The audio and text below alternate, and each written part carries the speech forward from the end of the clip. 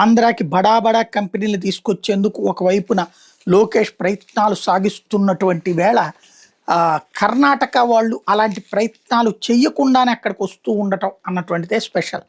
Amazon వాడు ఇప్పుడు ఏసియాలోనే largest కేంద్రాన్ని బెంగళూరులో ఓపెన్ చేశాడు. 1.1 మిలియన్ చదరపు అడుగులు, 7,000 మంది ఉద్యోగులతో వేసుకొచ్చాడు. $40 బిలియన్ ఇండియాలో ఇన్వెస్ట్ చేస్తానని చెప్పిన దాంట్లో భాగంగా ఒక ఎత్తు, ఇంకా $35 బిలియన్ రెడీ అన్నాడు 2030 నాటికి.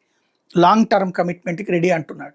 కాబట్టి మనం వాళ్ళని విజయవాడ గుంటూరు ఏరియాకి పిలవచ్చు, వైజాగ్కి కాకుండా.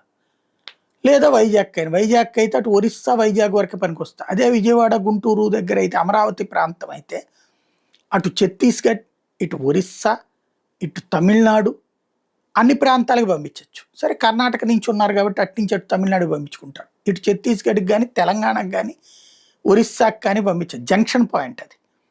ఆ పాయింట్ చెప్పి మనం మాట్లాడాల్సి ఉంది.